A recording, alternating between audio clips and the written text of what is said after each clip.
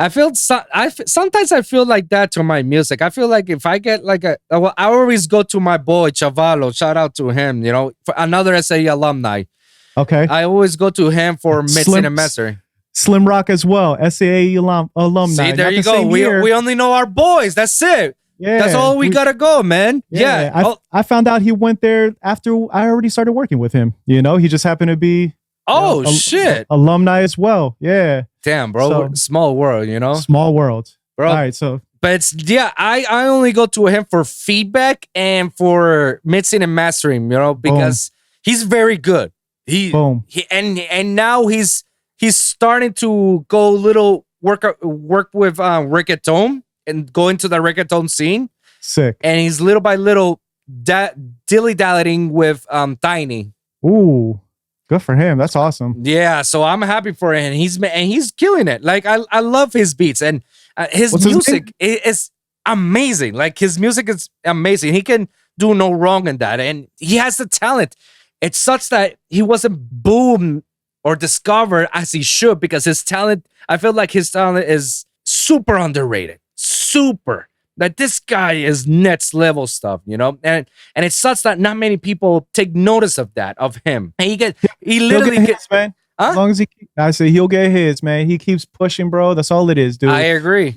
It's like I always think of like that picture where it's like two guys digging for gold, right? And one of them is digging way further than the first guy is digging way further than the second guy, but the second guy already found golds. And then so that first guy ends up just turning back when there's like a huge gold nugget 2 inches away from where he gave up. So you might have to dig further than the next guy. But if you keep digging further, there's probably more reward at the end of that. I agree. Hard work is always rewarded, man. At some point, the universe will pay you, man. You just gotta respect it. You gotta respect the process, and you gotta respect karma. 100%. 100%. I believe in that. I was living proof of that, man. And now I'm doing it again, bro, because I know this is the thing that's gonna take off, man. Awesome, that's for sure. Like I put my heart and soul to this. I've never been so happy in my life when I start making this, bro. And that's the best part. Like I didn't stop altogether making music. I just took a hiatus because it wasn't making me happy about it. Okay. I feel so much pressure on it, and I felt like I have to do this. And if I don't do this, I'll never get it done, or I'll never be, popping and shit. Or like it was just put me unnecessary pressure on me. And when we all have those moments, of course. When I took a pause for the cause for a bit and I started looking around what other things can I do in this industry, and then the whole podcast thing, I've been listening to podcasts like for years, but I've never done it by myself. I always wanted, if I was going to do a podcast, I was going to do it with someone else, someone that I can fuck with and we can exchange ideas, someone who has like-minded and something to argue about, Yeah. Stuff like that. And at first I thought I was going to start with somebody that I knew that we were going to do it, but we didn't do it because of, complications of, between his time and my time, and I feel like, damn, bro, like, and then the pandemic hit. Yeah. So I was like, damn, bro, like I really want to do this badly. And then my cousin, he and I, we go back and forth because this guy, he shoots for NFL films. Okay. He's a videographer and he does a lot of videos for gyms. So he does a lot of promo videos for gyms, and he films for everything that's football in South Florida and for NFL films, including college as well. Very talented as fuck, man. But I was going back and forth because he and I have the similarities of how we come up, Same thing that I had to do with, with getting into DJ and promotion and shit, whatnot. He had to go through it on his own realm as a videographer. Okay. Yeah, he had to work for free. He had to do these favors for these famous footballers, like pro NFL football guys. It's like, hey, let me do this for you for free. Let me shoot you when you're getting inducted to the Hall of Fame, or you're getting, this and that. And the pros are like, all right, yeah, no problem, for free. I'll hook you up with some tickets if you want, like whatever. And he does it, so he kills it. He was telling me, it's like, yo, so whatever happened to the podcast that you were starting? I was like, man, I don't know. The pandemic hits. And, I was like, dude, don't wait for anybody. Do it. Facts. Do it. You have a microphone. You're an engineer, right? You got a microphone, right? Yeah. Do you have a webcam? I can get a webcam, a nice webcam, sure. It's like, that's all you need. Just start. Just do it. Just start with something. Get yourself an outline, write it down, write some topics on each episode. Say what you have, that structure. Say what you're gonna say at the beginning, all the way to the end. Finish it up and do it. And just record it. Just record it. Just do it. Go for it. And that's how I did it. And now this is where I am right now. Just love it, bro. I love it. That's what it's about, man. And the best part about it is when you told me like you never been happier, you know, and you stopped making music because it wasn't, and the way you started this sentence, I thought it was going in a different direction. I should have known, but you said, you know, you stopped making music because it wasn't making you, and I was thinking money, and you said it wasn't making you happy. Oh, and yeah. I'm like, yeah, man, it's not making you happy. Figure out what does. Follow that, chase that, and and the money will come. Absolutely. You know? And if it doesn't, something great will come out of regardless, because you're doing something positive. You're doing something that makes you happy. That's a great, you know, time and energy spent into creating. Bro, this is dope. You know what I'm saying? I'm having a great time right now with you. So thank you, man. You know, I apply what you're doing, and you know, and acknowledging the growth. You know, some people be like, oh, 100 subscribers, that's not a lot. Me, I think that's amazing, man. Hey, bro, that's 100 people that genuinely like what the content that you're doing. Exactly, bro. It's 100 more than what I had last year. Last year I have like 7. Now I got 100. I don't know, bro. Like things will be exponential from there as long as you remain consistent. You can, like I say, you keep getting better at this. You keep updating, reinvesting, and making this the best thing it can be. I agree. Yeah, and that's how I look at it, because I know this is the thing that I wanted. You know, I know because I actually love talking to people, especially people from different backgrounds and have different perspectives. But at the same time, we feel each other. Like, I know what you went through. You know what I went through. Yes. We both have a lot of similarities. We can feel the pain. We can feel like we know how hard this shit is, bro. And we can relate to it. We can figure out how we can help each other out and help other people outside of this, you know? So, because something that I always it's never gonna leave me from Frank Rodriguez, bro. Frank Rodriguez, I remember that he said in one time in class that the music industry is gonna screw you over no matter what you do. The way that you have to handle your business is how you're gonna get screwed less. Okay. I thought that he was going. I thought he was going conspiracy theory shit on me. I thought he was like, "You must be goddamn out of your mind." Nah, he's just telling you like, bro, you can't avoid it, man. But how are you gonna handle it? How are you gonna handle it? Yeah, I like that. Yeah. So something that always stick with me with him, and he and I were always going back and forth with shit. Bro, he was a cool guy. You know what? I feel like that's somebody I need to reach out to, because that guy was cool, man. Like, there was a lot of good teachers in that school, dude, that like just became, you know, like that became the experience, was like just meeting, just the people that I met, you know, the students as well as the teachers. And like, yeah, man, like you got life lessons from them, you know, you got career lessons from people that have been in this field that know, you know, that have gotten beaten up and know what we were about to put ourselves through, you know, moving forward from that point. And you could go there and you saw the people that came into that school as students not having productive reasons for the reason they were going to that school. You know what I'm saying? Like, just having the wrong mentality of what they were expecting to take from that. Like, so, but like, then you meet people like I met you, and off rip, I was like, wow, like EDM is not really my genre. You know what I'm saying? Not to say I don't like it, I don't listen to it, but like, you know, it's further down the list for me. But I heard your music when we were students, and I'm like, yo, this is hard. Okay, like this guy knows. I was like, this guy knows what he's doing. You know, like, and like you had an intention of what you wanted to get out of that school. You know, I went in there with the intention too. I already had interned for a studio for 5 years before I started at that school. So that's interesting. I didn't know you already came up with experience like before coming to school. Yeah, like, so I wasn't really a blank slate. You know, I knew how to record, I knew how to mix, and I knew some very but everything basic. You know, so I went in there knowing to use compressors and using EQs and reverb, but not knowing why. or how these, plugins and how this gear works, not understanding, like, yo, I feel like people didn't take advantage of that first module, right? They're called.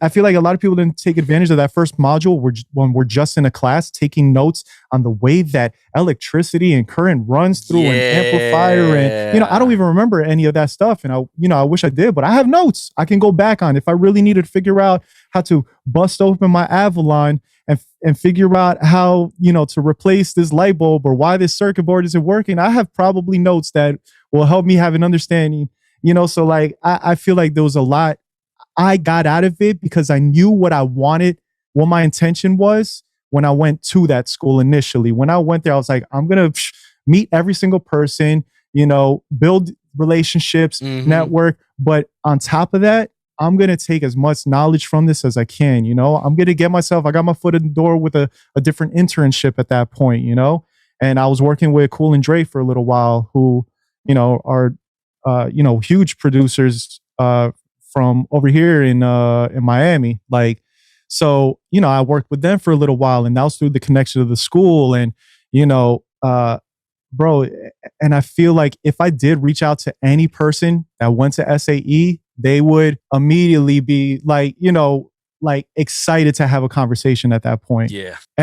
Almost any person that I met at the school, if I call them up, they might not have my number saved, but I'll be like, yo, this is Vivo. Remember SAE? They'll be like, oh shit, what's up? And boom, like, you know what I'm saying? I'm sure I could have a Zoom meeting or a sit down or saying link with any one of these people, For and those real. are the same people that I feel like had those right intentions in that school, Yeah, my intentions were just like that because I already know what I wanted from the school. But what's amazing is that I came with the intentions of be a better music producer because before I only know the basics. I already knew how Ableton works because I had it before. And I DJ. I've been DJing for over 10 years. So Fire. I know I wanted to do more audio stuff, I want to be an audio engineer per se. Like, it doesn't have to be in the studio. I was so grateful that I went to that school because not only did my intentions change in that school, my whole perspective of how I wanted things changed overall into I want something bigger than this. Like, my intentions was to be a better producer. Right. I came out with I'm a better producer, better engineer, better live sound engineer, better recording engineer. Like, all the other shit that we did that was so much fun. The whole trailer thing, mute the whole thing and recreate the audio. That was my favorite final project we ever had. I love that project. I had a blast. That was the shit, bro. There was so many times that I laughed my ass off because of everybody goofing around, but it was just so funny, but it was so fun. It was fun, and you really learned. Like, you really learned from doing that. Yeah. Like, bro, I never knew I needed to learn some of this stuff. I never knew that some of these stuff that we were learning could actually potentially help me in my career. Like, shit, it's all thanks to that I was able to work in the Cleveland Hotel, had a couple of freelance jobs with certain shows and certain festivals as an audio engineer, as the main live sound guy. And also, because it opened your mind to all these different possibilities within our fields. That, you know what I'm saying? If you went into that school saying I'm gonna be a rapper, it's like, bro, I hope you open up your mind to all the possibilities in the music industry where you can make money. That's why I try to learn as many skills as possible because, like, dude, like, I can book people to come and record and mix in my studio, but if I can also make money on the side for editing videos or you know what I'm saying, for hosting podcasts, at my studio, or, like, just different possible, for doing some live engineering. I've gotten paid for those gigs as well. And I wouldn't have thought of doing that before if, this school and the people that I met didn't open up my mind to all these different possibilities. So the fact that, like, did you get your foot in the door with doing some of your shows because you went initially as an engineer? Bro, believe it or not, it's all thanks to that school that I got my foot into the industry because... Awesome, bro. Damn, I love that. Bro, it all happens. I was in a seminar, and just so happened another buddy of mine from SAE, who's also alumni. Okay. He's into EDM as well, and he's into that EDM world. And we were just so happened, he and I were just talking, and we're attending the seminar, and he told me, it's like, yo, Life in Color is looking for people to perform and shit. Oh, for real? Where? Oh, tomorrow at this place at so-and-so at Club Space at Just 7 like p.m. that. Tomorrow. You got booked for a gig tomorrow. What's up? I'm like, I bet, you let's stepped go. up to the plate. Let's go, bro. Like, what? Let's go. And it's all because I wasn't into social media. I was just more into Instagram and Facebook. Twitter, I had it just because it wasn't for him to tell me, like, I saw this post on Twitter. Right. I would have never know how I get myself foot into the EDM industry. I would have never know.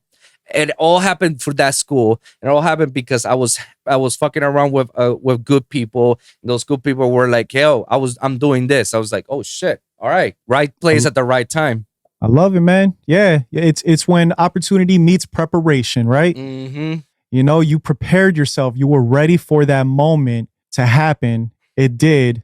And you fucking knocked it out because preparation is when preparation meets opportunity, man. You're really good at what you do. Yeah. And once that door opens up, you're ready for it. Yeah. Beautiful, bro. It's amazing, bro. And I give my hats off to the school, man, because I wouldn't be where I am if it wasn't for that school. I would probably be. I agree with you, bro. I don't know 100%. How far will I be, man. Honestly, I don't think I would have been this far enough for me to say, like, I've met with so many big artists. Like, bro, I met Skrillex 3 times in 1 year on 3 different occasions.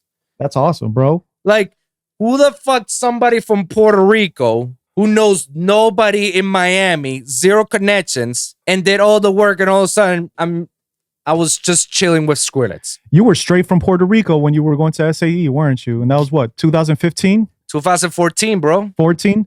Okay. So you were straight from Puerto Rico. Didn't know nobody. Wow, I remember that, bro. I remember that. Remember my best friend Charlie? Yeah, I remember Charlie. Yeah. Shout out to him. He What's and up with Charlie? Well, Charlie's actually in Boynton Beach with his girlfriend. Nice, good for him. Yeah, he's doing his thing right now. I think he's still doing his music on his own, but he's also and he does EDM as well, right? Not anymore. Now he's more into R&B and lo-fi and hip hop. Oh, sick. Yeah, I keep forgetting. I'll send you his Instagram, but he's always like sending. He's always uploading music all the time. You know, man, his music is just like, yeah. Obviously, like he has the beats, he has the voice, like he does everything, man. Sick. Yeah. Link us up, bro. He was cool too. I was absolutely, bro. But just like that, he and I, we came straight from Puerto Rico to SAE, and that's it. We didn't know anybody in Miami, bro. Apart from my cousins that live in South Miami and Kendall and shit, that's different. That's fine. But we still didn't know anybody else. We didn't know any. We had to start like brand new, make up new friends, new people. Right. You know, explore the entire scene. You know, and whatnot. That's also the beautiful thing about putting yourself in a brand new place like that. You know, like I would love at some point to like just pick up and leave Miami because I've been here my whole life, you know, but I love it here, you know. So if I don't ever leave Miami either, I'll be fine. I love Miami. I love South Florida in general. Broward too. I grew up in between Broward and Miami, but I'm saying like, you know, putting yourself in a situation, it's almost like going to the bar by yourself, right? Yeah. You go to the bar by yourself, not even meeting with anybody. Or let's say you were supposed to meet with maybe you're supposed to meet with some girl that flaked on you. Now you at the bar by yourself and you're like, you know what? Fuck it. Like you're either going to go and meet people or people just gravitate towards you and start meeting you, you know? And it's like, if you're open to that, and that's what it is. You put yourself in a position where it's like, all right, man, brand new surroundings. What am I going to make of it? Mm-hmm. You know, I get to start fresh right now. And it was scary. It was definitely scary because I didn't know what to do. I didn't know where to go, who to go, you know, but over time, it became a very norm thing for me to start meeting now and start, you know, talking to people to the point that now it's like, this is my home, you know? Now this is your home. Damn, that's dope, bro. Happy for you, bro. And you got a fiance. Yeah. You chilling, got your own place. Like, You know what I'm saying? Like that's shout out to you, man. Thank you. These are great goals, great accomplishments, dude. I tip my hat to that. I'm happy for you. Appreciate that, man. And yeah, like to point to those goals, like I can safely say, like, bro, I reached my goals. My goal was to at least perform in one of these music festivals, in these EDM festivals. I want to perform there. I never said it was gonna be a long-term thing. I will want it to, but I still did it. How lit was that, by the way? You still haven't even told me about the experience itself. Like, how was that? Which ones do you want to talk? The hardship or the part the festival experience overall? Oh, I want to hear about being on stage in front of all those people, spinning records, and I want to see what that energy feels like. Tell me about that. Bro, that is unreal.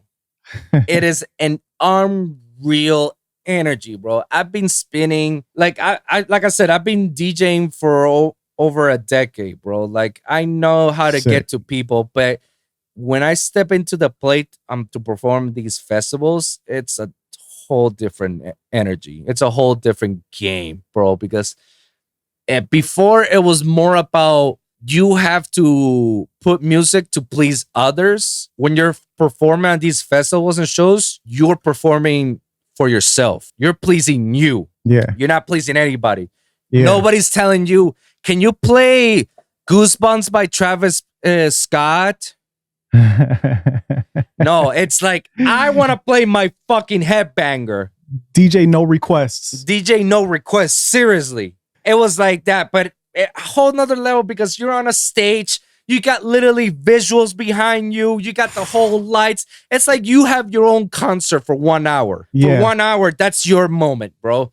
Yeah, and there's nobody around your booth. You're separated. You're doing it for yourself at that point, huh? That's what it feels like. Yeah, bro. The only people who were around my booth were my people. People that they saw me grind hard and saw how hard I worked my ass off to get to there. Those were the only people that were next to me in my booth, and they could see, like, look how I'm shining now.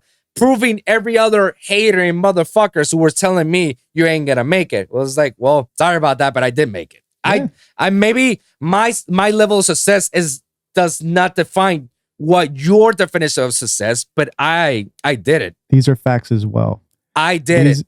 I think that's another key. I feel like we've been dropping a lot of gems and a lot of keys to success, just mentality wise. It's mentality wise, bro. Because I love that. Yeah. Because, bro, like what other, and I take pride to this, like what other Puerto Rican from the island, straight from the island, has come out from the island to perform on these big, well-known shows or festivals on a world level, like we're talking about Ultra, we're talking about Life in Color, like we're talking about Sunset Music Festival, EDC, which is Electric Daisy Carnival. Biggest, sick, bro. Who would have thought that me, who came from the island, all of a sudden in 1 year's hard work, I'll be performing some of these festivals? Like, who would have thought? Who could have done this, bro? Not many people. Not many people. Most of the time, everybody stays in that island and performs in that island. And kudos to all my locals from the island, bro. Keep doing your doing. But I don't know anybody who's done what I've done. And what's funny is, and more importantly, it's like that's what you envisioned your success to be. Like you said, like your vision of success is not the same as another person's. So accomplish your goals, not theirs. Exactly. And I said myself, like, okay, one day I'm gonna come back in this island and perform at a music festival. Hell yeah, fire. And you know what happened the next year? Oh, let's go. I did it. Let's go. I did it on the first festival that was a sold out for 7,000 people. Fuck yeah. Fuck yeah. And I did it with my boys, and we did it at prime time, and we did an amazing back-to-back, which is like a DJ's turn, and it's like one DJ plays a song, the next DJ plays another, and they go back-to-back, Okay. It was all freestyle at that point. Tough. Freestyle. Damn. 4 people doing a back-to-back. That's sick, dude. Bro, that experience was the best I've ever had in my life, bro. Like at that point, I blacked out. I blacked out because I didn't know what the fuck I was doing. I was just in the zone, DJing, hyping, grabbing the mic and started shouting, everybody fucking jump. Just like, and then you see the motherfuckers with the LED lights and fogs and start throwing fires and lights and shit, and you're like, holy shit, where the fuck am I? Dog, that's tough, man. It's fire. It's an amazing experience, you got video of that? It's in my Instagram, bro. I'll send you some videos that I got on my phone that will never delete it. No matter how many times I upload those videos into my computer and other devices, those videos will stay in my phone, bro, because those are like memories, bro. Those are moments in which, let me scroll down once in a while when I'm feeling down, and it's like, dog, I remember when I had a fucking blast. So I remember when I did this show. I remember when I did this with my homies. I remember this, and that. It was like, these are fun memories, bro. I will never forget about it. So when you get that chance, bro, you'll know what I'm talking about, bro. It's an energy like no other. I mean, yeah, man. I love to hear it because, like, you know, I've performed a lot as an artist, as a rapper. So we've done a lot of shows, a lot of local stuff, some big shows, you know what I'm saying? Like way back in the day when we were first popping as a group, this was, I think like 2010, like, you know, as Paper Brigade. Right.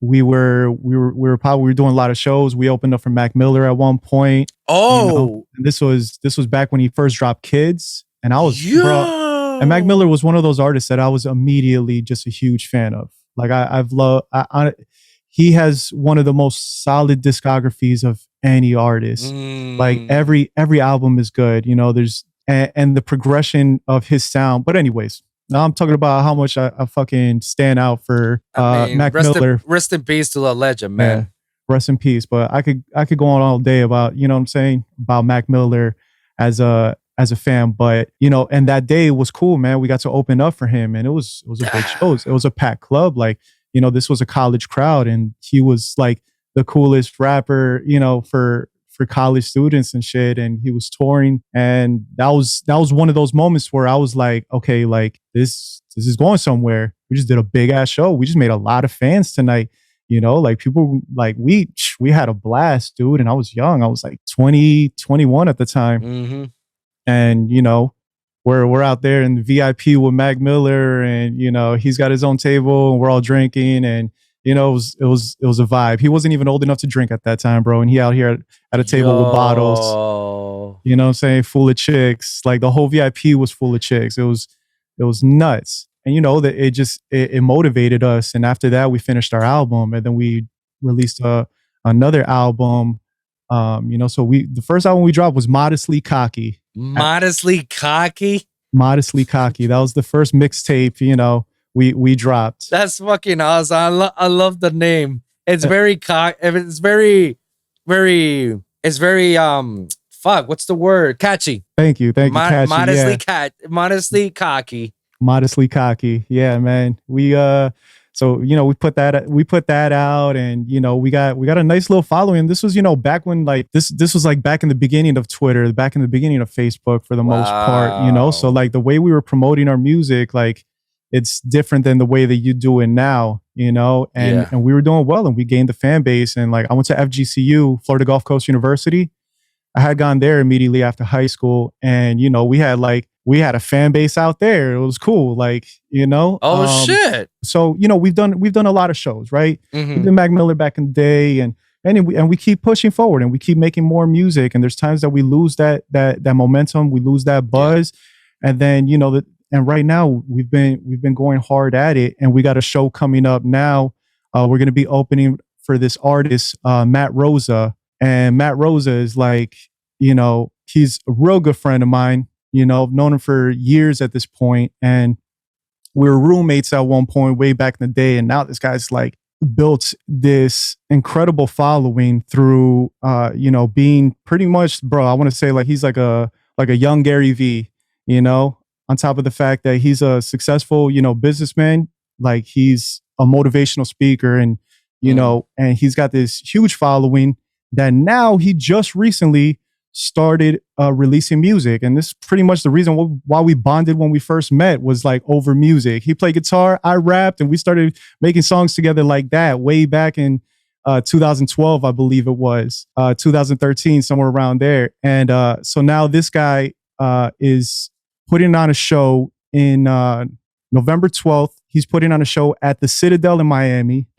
There's going to be, it's a like an invite only event. And he's like, yo, I'm trying to keep it intimate or whatever. So, you know, I'm just going to have like 175 people max.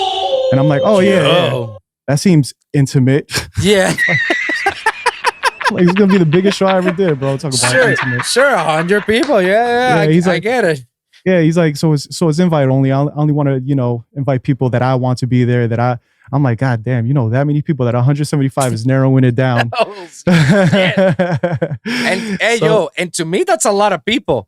I mean, I perform for thousands, and I still believe that 100 people is still scary as just as much as 1,000. Like, it don't matter to me. Numbers, numbers, I don't mind.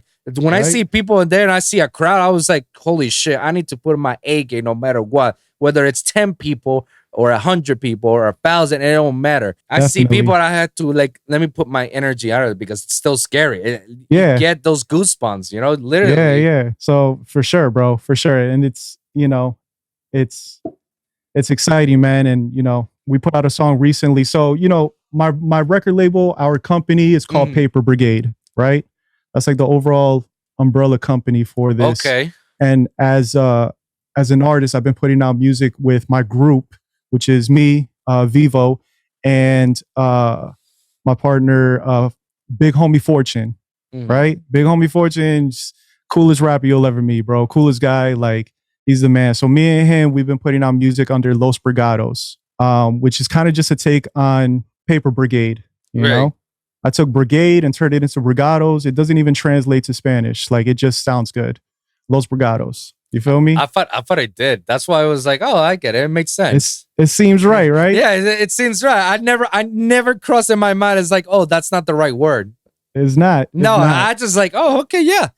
Brigade, like, Brigados. Yeah, that's exactly what it was. I think the correct translation would be Brigaderos. Yeah, rayo, what the fuck is that? Say that 5 times fast. Exactly.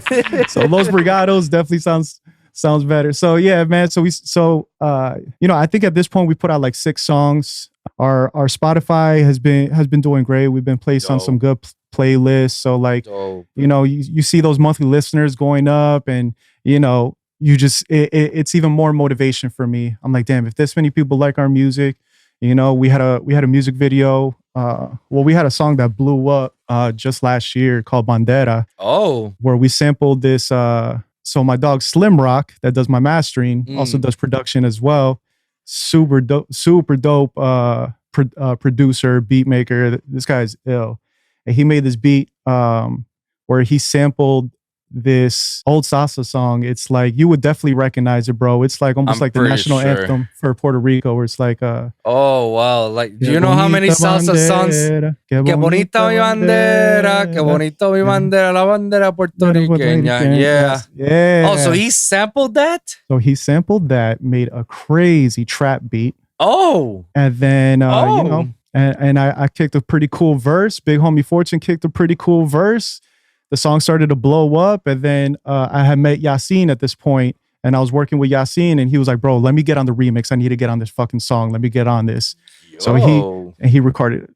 Super dope. Like, he killed it. He outshines us on that track. You know, he took that record, he took that record to the next fucking level. He's, you know what I'm saying?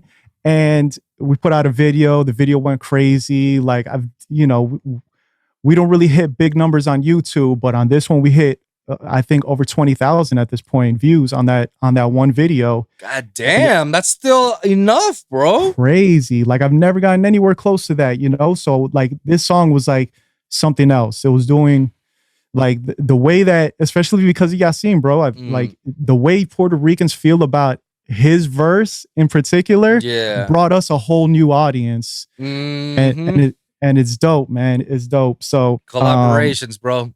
Yeah. And TikTok. He put out a video of us in the studio, like when we first recorded his verse, I believe, and it went crazy on TikTok. And that's really what built that attention to that particular song, you know, and just opened us up to a new fan base and way more eyes. And, you know, we've been, you know, trying to consistently drop music since then, ride that wave, ride that momentum, you know, and show people like, you know, this is the, like, we're fucking fire, you know, we're really dope rappers, and, you know, we have really good production, really good videos and content. You know, I feel like we're hitting a lot of marks, and we're just realizing, you know, that it comes more down to the consistency of it, you know? So like our goal as of lately has been to drop one track and one video a month. You know, we don't have to work towards an album. We don't have to work towards, all we have to do is drop one single and one video per month. And if we can consistently do that, it'll go somewhere. The same way that it went for Russ. Right. You know? And it's going to be a certain quality, you know? Like there's a certain standard that I have as a fucking perfectionist OCD mixing engineer. Like I have a fucking OCD to the point where there's so many tracks that I've hoarded and not put out because of the fact that I didn't feel it was up to my standard, that I couldn't figure out how to reach yet. You feel me?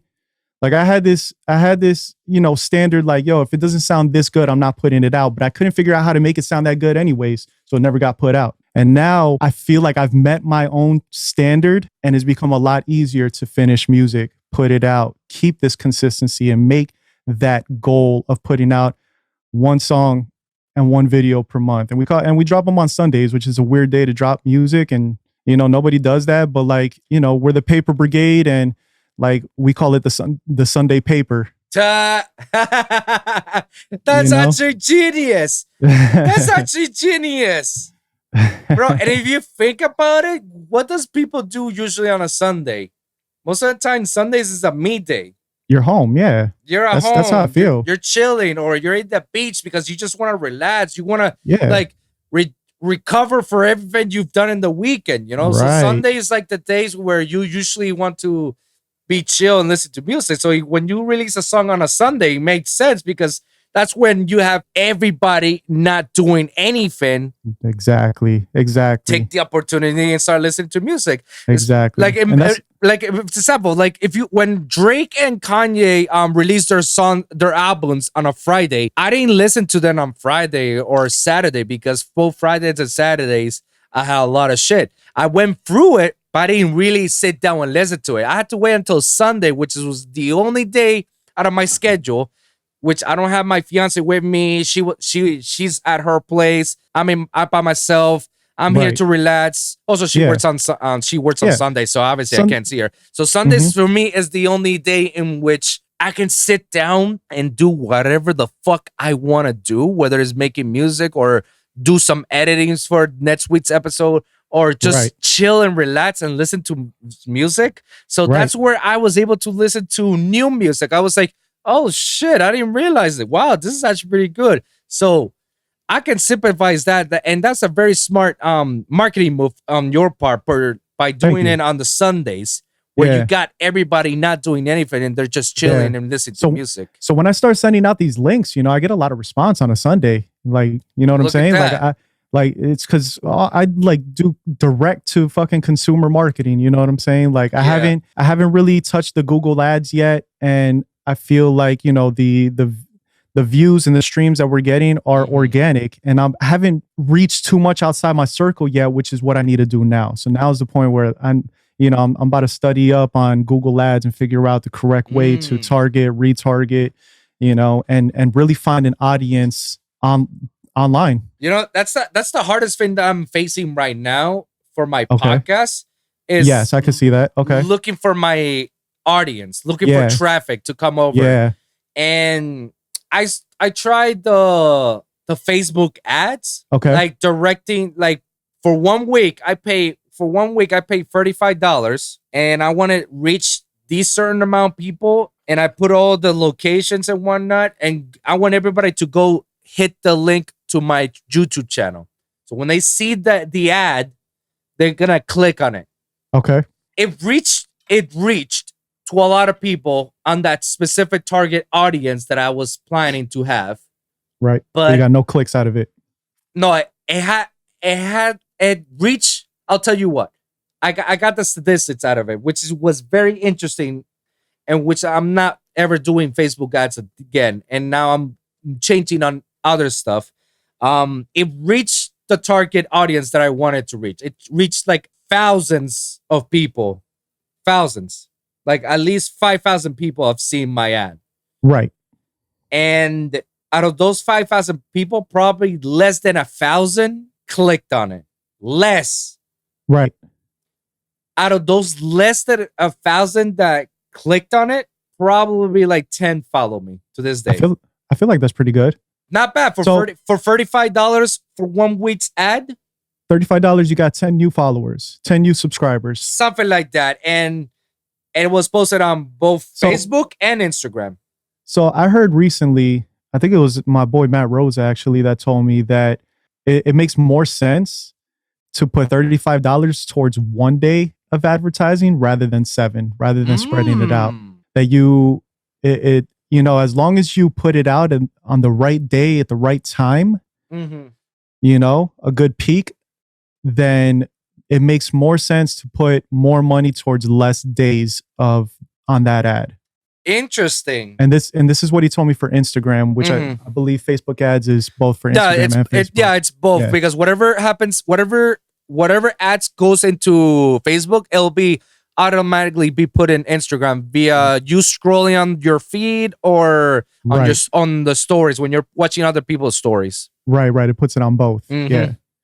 So, I think about it like this: 5,000 people sounds like a lot, but if you did put, $35 in 1 day, and let's say it had the potential to reach more people. Yeah.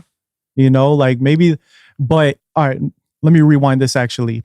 If you had 5,000 people, let's say 100 clicked your ad and 10 actually became subscribers.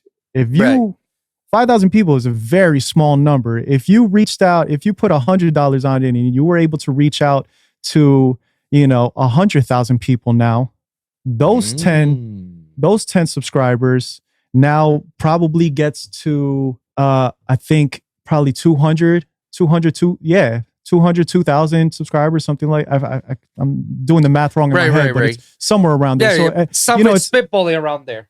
I think, if you look at that ratio, then you could probably figure out what to expect when you put more money towards it. But yeah, bro, I agree with what you're saying with the whole marketing. And I never thought about the way you mention it, like putting a lot more money for just 1 day's ad. I never thought about that either. I haven't even tried that. Like I said, my friend just recommended that to me a few days ago, and it seems like such a good concept. That's very interesting because here's the thing. The reason why I did the $35 for the whole week is because Facebook has a weird way of marketing, of charging you a certain amount of days per day. It's like, we're not gonna stop, marketing until you hit the 35. Every day we have to hit our quota. Because let's say like $35 to me was the cheapest you can get for Facebook for one week. Because it was like, I don't know, it was $5 per day or something. $5 per day minimum. That makes sense. Yeah, $5 per day minimum. When normally Facebook will recommend you a minimum $10 per day. Okay. So they charge you like $70 for the entire week. That's when they say like, this is what we recommend. You should start doing it. You could go lower if you want. Just remember, when you go lower, the reach ratio will be lower. Right. But we will hit the mark. We will hit the 35. Yeah. So if you're going to get that, if you get the same number of people that you were supposed to hit in a week in 1 day, and I also feel like, Facebook's algorithm probably works on a reward system in a sense of like, if you're constantly putting out new ads, they're probably going to get better at targeting your audience, because they want to show you like, yo, we're working for you. We're helping you build your business, keep putting money in. and we'll keep doing better for you. I don't know if that's true. I just have a feeling that's probably how it works, because they're going to want to hook you in. They're going to, you put out one ad and you're discouraged, because I did the same thing. And I know that feeling. I know exactly what you're talking about. And my boy kind of like just gave me a few little pointers the other day about that. And it kind of changed my mind, and I'm going to try it out, as well as I'm learning Google ads. Like I said, I think that's the move. If you can learn that, or that's somebody that does that well. Yeah, that's something that I actually want to try it out as well. Do the Google ads, because obviously, I want to try to bring the YouTube channel to a higher heights, and and obviously YouTube is owned by Google. Right. So obviously it makes sense for me if I do a Google ad from within their own company, because obviously they can actually do those 5-second ads to those people who doesn't have premium. So everybody who has like YouTube Basic, and they get those 5-second, 10-second ads that I can actually put it in there, or something like that. That's something I'm intrigued to learn. And that's most people. Most people don't pay for YouTube. Most people get the ads. Exactly. So yeah, man. I mean, I feel like this is the most important thing when it comes to almost any industry and any business nowadays, is really figuring out how to target market. If you figure that out, you can sell anything, bro. If you know how to reach the people that want to buy, socks for their cats, like, you just got to learn how to target your market. I think that like now I'm thinking, do you use Instagram to market? But I don't mean that by putting out ads. Do you use your Instagram page? Do you follow people, slide in the DMs, talk to them like, yo, what's up? I got a podcast. Yes and no. I use my Instagram. In fact, I use all my social media just to promote my podcast. I put clips of the episodes. I put the artwork. I put the targeting hashtags for the specific episodes, a specific click. So what do you rely on in order to get people to find your page? The hashtags? Most of the time, yeah. But the fucked out about Instagram hashtags is whack, to be honest. I don't think hashtags work the same way that they used to. No, not the way they used to. That's why I switched to TikTok. And I get a lot more response on TikTok than I do on Instagram. TikTok's an amazing platform, bro. I am such a fan. I kid you not, bro. Normally, I just put like a couple of specific hashtags, and on average, I get 300 views. 20 followers I have on my TikTok. 300 views. That's a lot of views for me. Even for me to say like, holy shit, like 300 people have seen this clip. Exactly. And it's working perfectly because of those hashtags. They're doing its job how it's supposed to be. Instagram is not doing that. It's whack. So what I'm doing in Instagram is I'm basically headhunting locals. Okay. So I'm searching for the locals that perform in my scene, in the EDM scene, in the house scene, or the dubstep scene. Like, I'm searching for. So you want to put on for the city? Yeah, that's what you're using Instagram for. You're trying to put your city on. I'm putting up for my people, for my city. Yeah. And it has worked out much more better than I anticipated, because now all I had to do was get one of these young cats over to my podcast. One of their homies saw me and they loved it and they want to be part of it. And then so on and so on becomes a domino effect. That's like, now this guy knows this guy, and this guy knows this guy, this guy knows this guy. And they just put me on blast. They just like, yo, like, I just did an interview with Wilson. Go check him out. Now people are like noticing me. Now people are like looking at it. Like, you have no idea how many times I've talked to people, big and small, in which I talk to them. It's like, hey, you want to be part of the show, And they say, yo, I like what you did with this so-and-so episode. Yo, I take a look at your Instagram page. I saw all these clips. Yo, you're very good. You got the talent. Yo, you're very good at this game. And I'm like, that's very rewarding. That means I'm reaching out to people, because because I'm putting all these kids out. I'm helping them as well to put them a spotlight, having them a spotlight, and they love that. They absolutely love that, because who's gonna take them when they're nobodies? Like, literally, nobody's gonna take them. Yeah. So why don't I become that bridge? Why don't I help out these cats who are gonna be successful artists, Right. and put them on map and let them know and have a conversation. And at the same time, helping them out as well. It's a mutual benefit. Podcasts are this type of format for a podcast is a mutual benefit. You're giving me some exposure to your fans, and I'm giving you exposure to my fans. You know, the difference is that you're willing to put in the work to get it done. You know, and if it's worth it to you, you know, then a person's contribution of just being on your show and talking to you is enough, and that's fire, bro. I mean, like I with my crew, with Paper Brigade, we had put out a podcast that we were doing last year. You know, I want to get back to it, and you know, I kind of see it as we're coming back, like season 2 of it. Oh, right. Oh, you know? Okay. I don't know if that's done in the podcast world, but you know, we're gonna come back season 2, and I'm gonna have, you know, a better audio setup and, you know, better video. I'm gonna live stream it on Twitch, and you know, all these things that I'm planning to be like the next level up when we started up again. And you know, the fact that I put in, you know, so much, you know, work into, you know, the like I said, bro, I'm OCD, so for me the sound has to be perfect, the video has to be perfect, absolutely. the transitions, the clips, everything. Like, you know, I'm OCD with it. And the irony of me making it, you know, as best as I can, I call it the worst podcast on the internet, or we call it the worst podcast on the internet. You know, we've done. You're good with these catchy names, bro. I'm telling you. Yeah, you know what? Yeah, I feel like you're right. I feel like that's as a group, between like the 4 of us, like we really do, like, yeah, man. I'm glad you pointed that out. That's cool. We do have cool names for stuff. Oh, you're good at this shit, bro. You're good at that, and it's stuff that makes you think about. You know, it's like, oh, okay, I see where you're going. I see where you're going with this, and it's stuff that catches the attention. That's what you want. To catch the attention, you know. That was our initial like idea, was like, bro, it's gonna catch people, you know. And if it sucks, it's like, you can't tell me that it sucks because I told you that it sucks. Yeah, you know what I'm saying? Like, if you don't like my podcast, it's because it's the worst. I already told you. Dude, that's the same mentality as from these guys, the Brilliant Idiots podcast. Yes, Charlamagne the God and Andrew Schultz. That's another awesome name. I love that. I mean, I absolutely love it. They're one of my favorite people when I'm listening to podcasts. Oh, bro. Me too, bro. I love Andrew Schultz. He's hilarious. Andrew Schultz, it's amazing.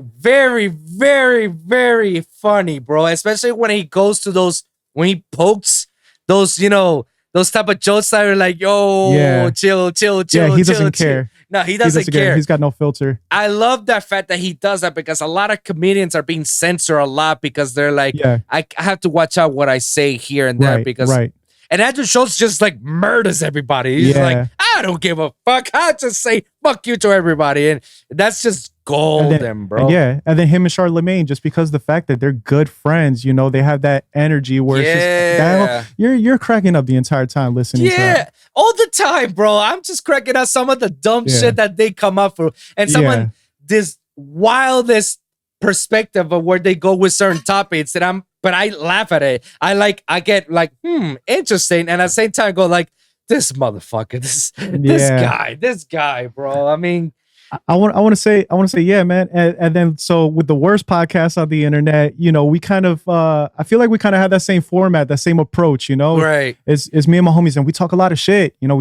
we talk a lot of shit. You know, we bring up serious topics, but it always turns into something funny. It always turns into, you know, you know,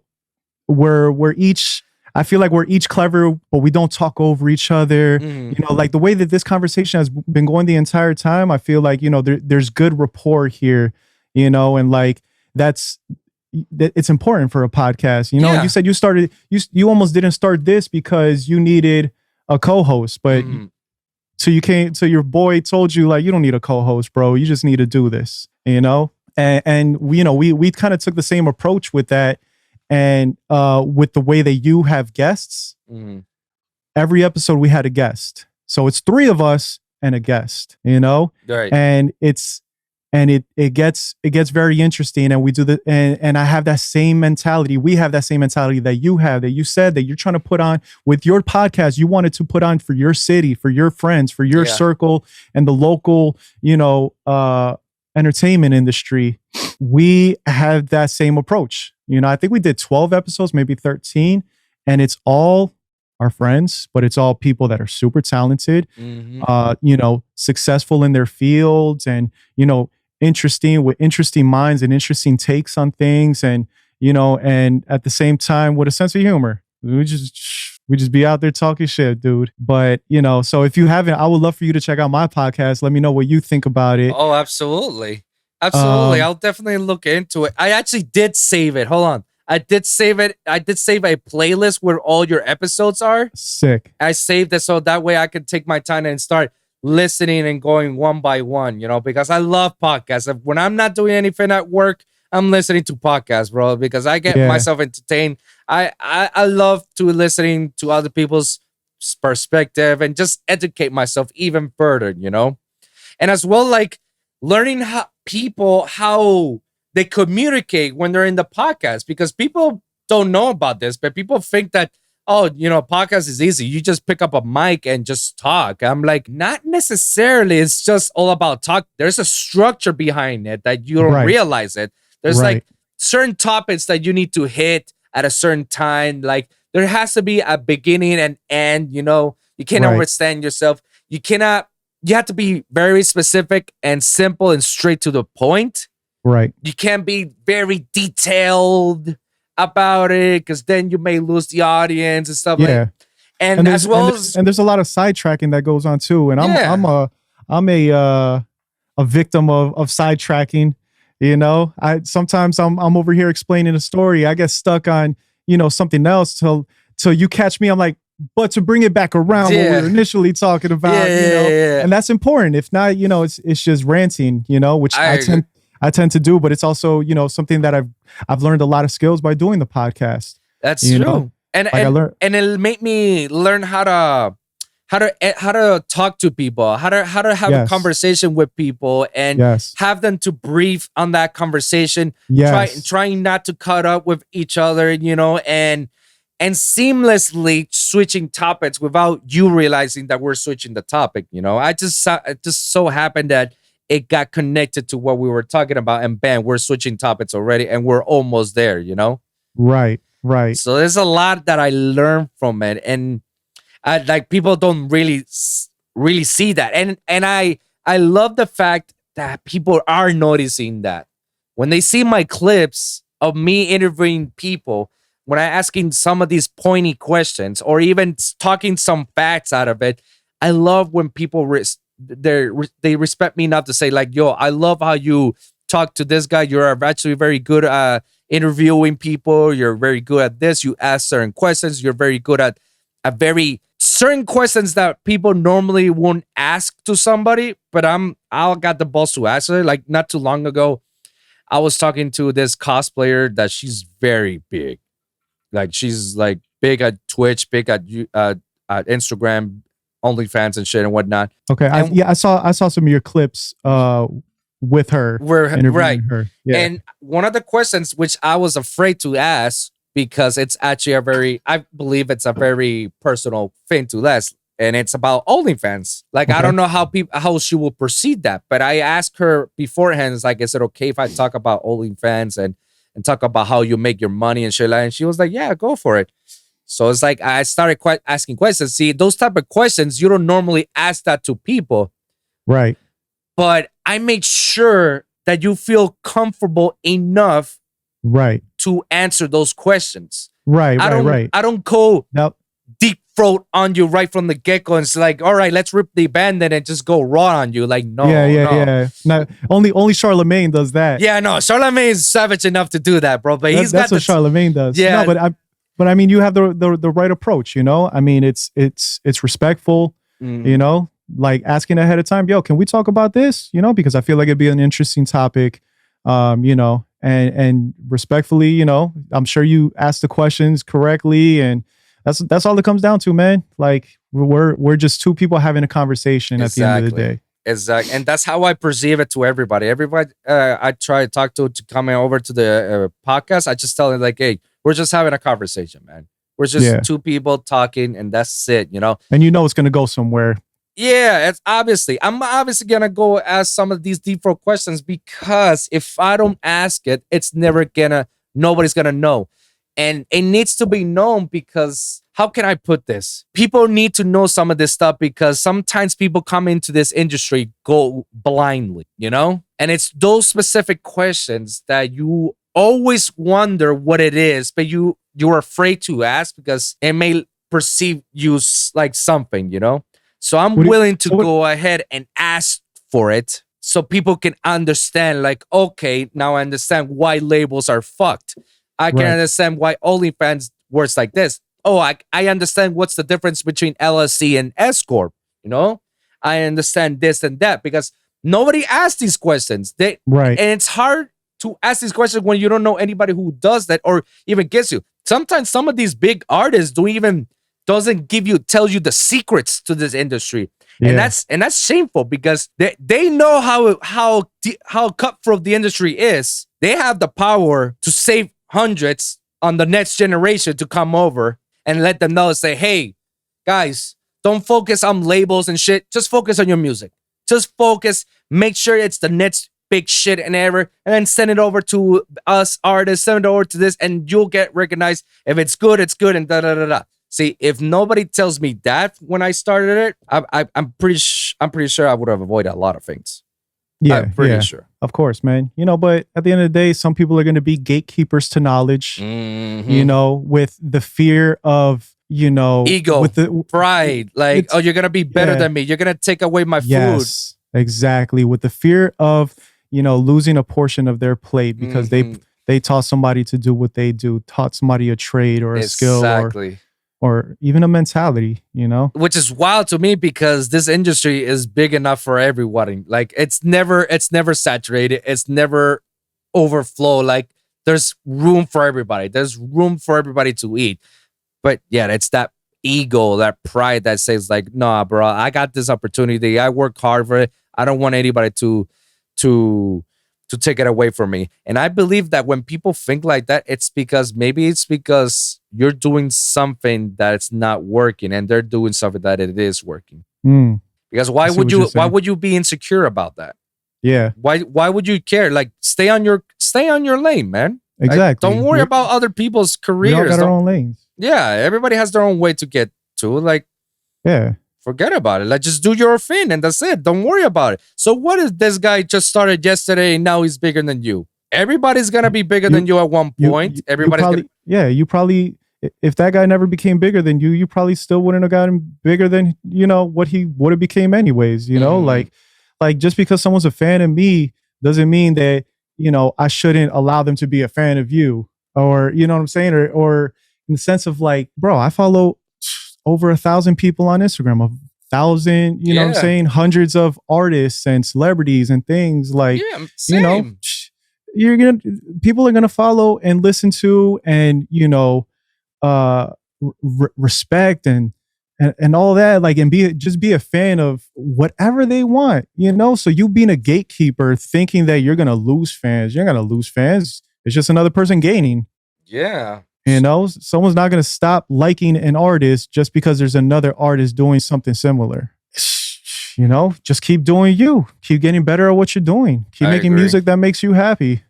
You know, if you make music that makes you happy, if you make music that makes you feel in sync with yourself, in sync with the universe, like, you know, there's moments where like music just flows through. There's 90% of it feels like music is a job. And then that 10%, you're over here like the music is just flowing through you because you have set yourself up. Like I've set myself up to have this space where I can create to the best of my ability with as little limitations as possible, you know?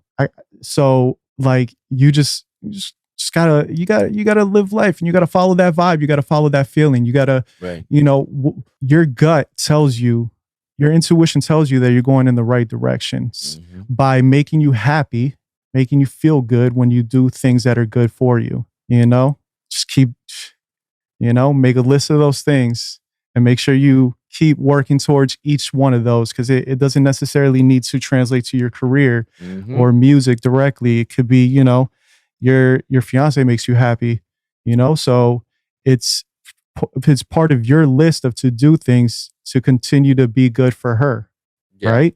You know, like if somebody's good to you, you want to make sure you reciprocate that, because everything is a balance, man. And you put out positive energy towards something, positive energy in that area is going to come back to you. Facts. And as long as you dodge the negativity and deal with it, and learn how to move past any roadblock or anything that's trying to make you a lesser version of yourself, keep putting out positivity, because the negativity is going to come regardless. Like I said about, you're always going to have people commenting negative shit in your comments, no matter what. No matter what, it's always gonna happen. It's never gonna be positive all the time. You're never gonna have that positivity all the time. You will have it, but there's also gonna be. Well, focus on the positivity. You know, it's like another thing. Like, just focus on those positive comments, because you're focusing on literal positivity in this world. Like positivity is energy. Everything is karma. Balance, good, evil, positive, negative. Like there's just a balance to this universe, yin and yang, bro. There's a little bit of good and all the bad, and there's a little bit of bad and all the good. That's what the yin and yang stands for. So as long as you know how to take the bad, whether you're on the wrong side of that yin and yang, where you're getting a lot of bad and the little good, keep working towards that good, or wallow in the bad, because it like that shit'll swallow you up, and that shit'll change you into a different person. And then you're going to be 2-3 years down the line being this person that you never wanted to be, until you finally snap out of it, hopefully. Like I was a person I didn't like before, and I grew out of that because I'm continuing to learn. I read, I listen to podcasts, I grow, I have great intelligent conversations like this with people, right?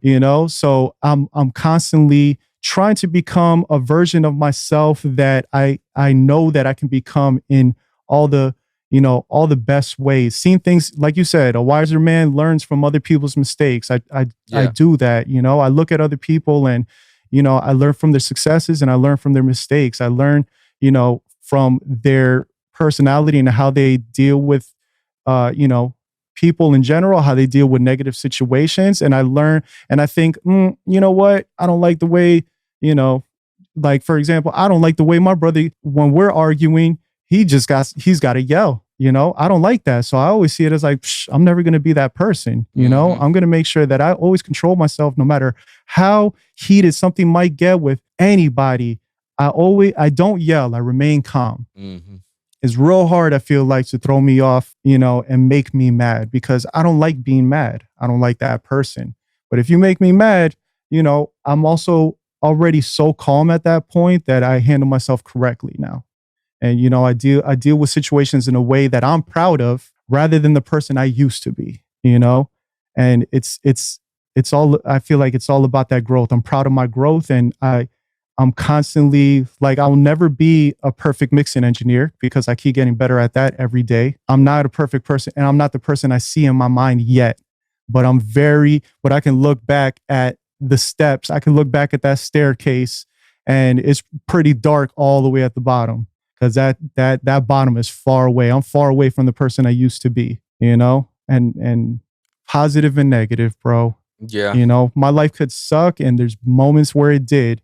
And I just decided to become a better person out of it, and not be cynical, not be self-loathing, not be, ashamed, or feel like I'm lacking, or feel like, the world is passing me by. Have those moments. I think everybody does, man, but it's figuring out how you want to deal with it. Do I just want to sit in this feeling, or do I want to figure out how to stop feeling this way, feeling better, and becoming a better person for myself? Right. And being a better person, one of the things that I grew in, I feel like, the most is being a better person to the people around me, and then that made me love myself more. So like once I became more reliable to my mom, for example, I became more reliable to my brother and my sister, and becoming more reliable to my friends.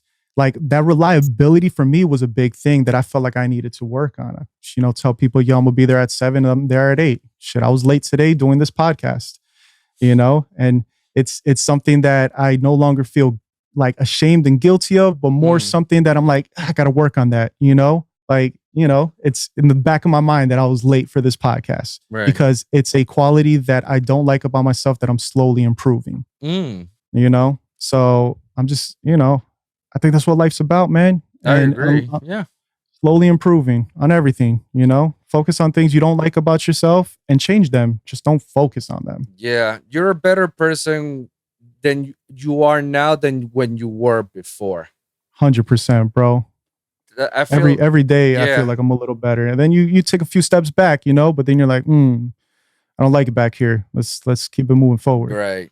And I think that's like the best thing that you can do. It's never bad to change. If you're changing, change for the good, change to improve yourself to become a better person, Right. And some of these like you get older and you learn some of these things and you get better and wiser, Yeah. And like you said, I couldn't agree more, man. There's a yin and yang in this world. There's karma all around us. There's a balance to it. There's a positives as much as there's a negative, but always focus on the positive, man, because when you focus on the positive and think positive things, positive stuff will come back to you, man. Right. It's all an energy. It'll come back to you guys. I don't know what more can I add about that, man, because you couldn't have said it better than I can, man. So I agree. We're just going to wrap this up with a few questions, man. Yeah, let's get it, man. This is actually a very good one. What has been, up to this moment, your greatest accomplishment? My greatest accomplishment.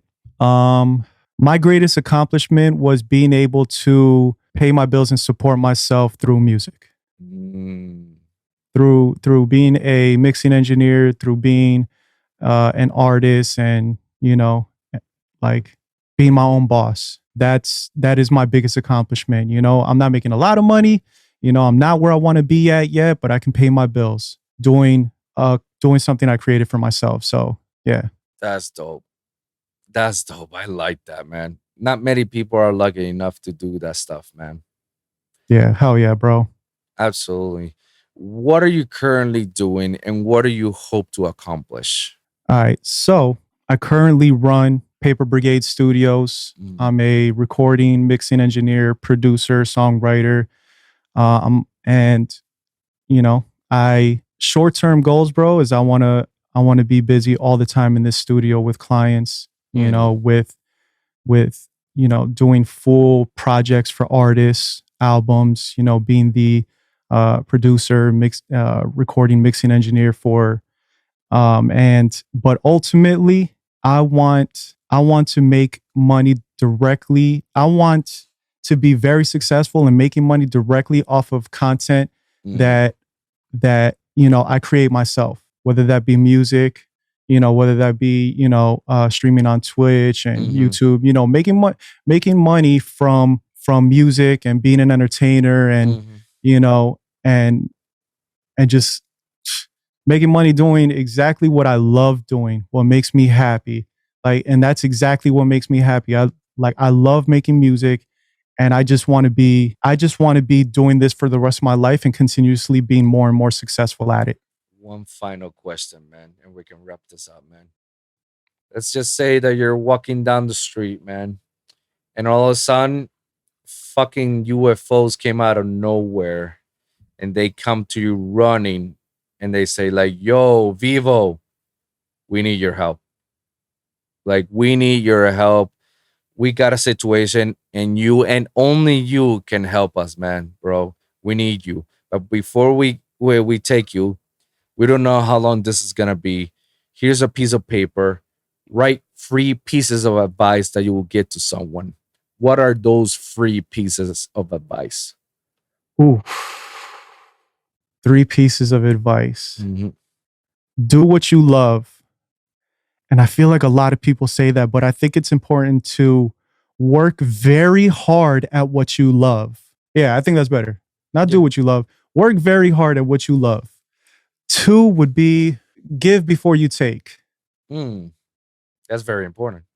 Give before you take. So give, because the universe gives back exactly what you give to it. And the universe is people. The universe is, this planet, all that. All right. Yeah. That's and good. the third one would be stop giving a fuck. Stop giving a fuck. Yeah. Like, do you be the most you that you can be? Because the only time you're not yourself is when you give a fuck. When you give a fuck about somebody, what somebody thinks, what somebody says, how somebody perceives you. Number 3, don't give a fuck. Huh. That's dope. Those are free pieces of advices, man. I love it, man. I mean, the only follow up I can give from that is above all those stuff that you said, man, just be humble, man. Yes, I like that too. Yes, Be humble, man. Be humble with everybody. Believe it or not, humbleness pays off a lot more than you think. Way, 100%. way more than being a shady person. Way more than being a shitty person or an asshole or anything. Like, be humble. Just treat 100%. people right. Like treat a janitor the same way you will treat a CEO. Yeah, yeah, Because you never know when that yeah. person that you helped out, all of a sudden it is the person that's gonna help you out. And that goes to back to giving without having any intention. Right. Being good to people without any intention. Like, Exactly. yeah, like you said, it's It doesn't take you a lot of energy being good, man. Just be going. Don't be a dick. yeah, It's not that hard. Like just be nice to everybody. And also have patience, We need to have yeah, patience because this didn't happen just yesterday, bro. This is years and years of experience, years of hard work. right. And this podcast, it took me a year to build up, and you can see the progression from the start to where it is right now. Didn't took me yesterday to build this up. No, it took me a few years to think about the idea of having a podcast, and it was just last year that I started with the podcast. Like this takes time, so have patience to your goals. You will have it as long as you're consistent and you don't give up on it and you keep thriving through, bro. Yes, It will happen, bro. yes. So The only things that happen is what you make happen. Everything else is luck. yeah, pretty much, man. You got to make it happen. My dog, listen, man, I had a great time, great conversation. I feel like I learned a lot. Same over here, man. I learned a lot about you, and I learned about myself, and a lot of things that I never thought about. You have a lot of good intel and perspective of some of the stuff here in the industry, and I love it, man. Especially you're the first rapper and producer on the hip hop genre in this podcast. You're the first that's one. Cool. So I learned a lot about from your perspective, where you see things. And it's funny how some of the stuff that you say correlates to some of the stuff that I've been going through, where I've been preaching stuff. So it's like, it's awesome that we have that mentality, man. It's absolutely, dope. bro. Yeah, no, we right here with the wavelengths. Yeah. Absolutely, man. So, hey, listen, anytime you want to have me back on here, bro, I would love to do this again. I'll let you know when we're doing the season 2 of the worst podcast on the internet, and we'll have you on there as well. Oh, one time. Dope! It's an honor for me, of course, man. I'll be there. I'll swim by, bro, for sure, man. Dope. And you're a friend to the podcast, man. So obviously, we're gonna have you back over here sometime soon in the future, man. So obviously, whenever you feel like it, hey, you want to do another one? All right, let's go. That's it. Oh, that's how I roll it, man. So Vivo, man, appreciate that, brother. Thank you very much for coming into the show. It's an honor and privilege to have you, man. As a fellow SAE alumni, you're actually third SAE alumni in this show, bro. Dope. Let's we got to do is we got to bring everybody back together, bro. We gotta have a little party or event where we hit up everybody from SAE, bro, and we all link, we connect, and we see where everybody's at in their life. That'd be dope.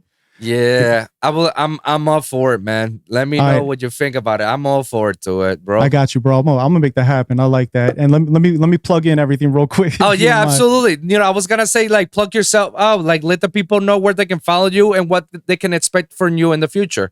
Perfect. My dog. All right, so my name is Vivo. I'm part of Los Brigados. You can follow me at Turn Me Up Vivo on everything. And you can follow my group where I put out music as an artist, Los Brigados, on everything. Look us up on Spotify. Look us up on YouTube. We got some dope videos and some amazing music. And one more time, Wolv son, my dog, I appreciate you. This has been an amazing conversation. And like you said, bro, we're going to do this again. Absolutely, man. Thank you very much for coming into the show, bro. And thank you guys for listening. And remember, every week is a brand new episode with a brand new topic. So always remember to be sure to like and subscribe for your weekly episodes at the Lone Wolv Podcast at YouTube. We finally did it, guys. 100 subscribers. We got our own URL. So, guys, follow me at YouTube at Lone Wolv Podcast. The Lone Wolv Podcast at YouTube. You can follow me there. But also, you guys don't want to see it on YouTube. You want to hear it in audio? Guys, follow me on SoundCloud, Spotify, Apple Podcasts, iHeartRadio, Wolves and Music as well. So, guys, you can always check it out there for free. For free, guys. You can always comment down below. Let me hear your thoughts. Share your experiences. If you got a specific topic that you want me or Vivo to cover, please let us know on the comments down below, and we could try our best to cover it on the next episode. So, thank you guys for tuning in, and we'll see you guys at the next one. Deuces.